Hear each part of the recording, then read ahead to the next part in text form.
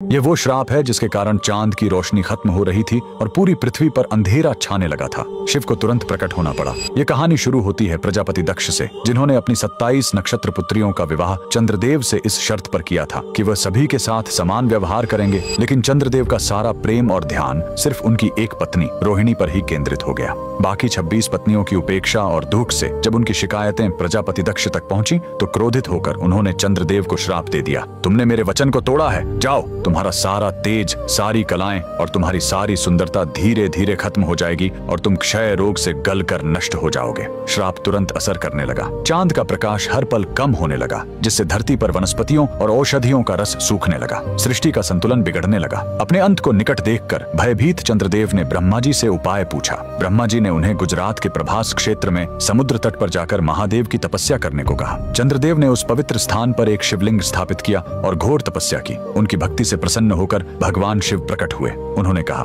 मैं दक्ष के श्राप को पूरी तरह खत्म तो नहीं कर सकता, लेकिन उसका प्रभाव कम कर सकता हूँ। शिव ने वरदान दिया, तुम कृष्ण पक्ष में 15 दिन क्षीण होगे, लेकिन शुक्ल पक्ष में 15 दिन फिर से पूर्ण हो जाओगे। उन्होंने चंद्र को अपने मस्तक पर धारण कर लिया और चंद्रशेखर कहलाए। और जिस ज्योतिर्लिंग की चंद्र ने पूजा की थी वो सोमनाथ, सोम यानी चंद्र के नाथ के नाम से प्रसिद्ध हुआ। और यही सोमनाथ मंदिर भारत का पहला ज्योतिर्लिंग आज भी गुजरात के वेरावल में उसी समुद्र तट पर शान से खड़ा है जहाँ चंद्रदेव ने श्राप से मुक्ति पाई थी। लेकिन रुकिए, इस मंदिर का एक और रहस्य है। यहाँ मौजूद बाण स्तंभ यह बताता है कि यहाँ से लेकर दक्षिणी ध्रुव तक समुद्र के रास्ते में कोई जमीन नहीं है। भगवान शिव के भक्त कमेंट में हर हर महादेव जरूर लिखें।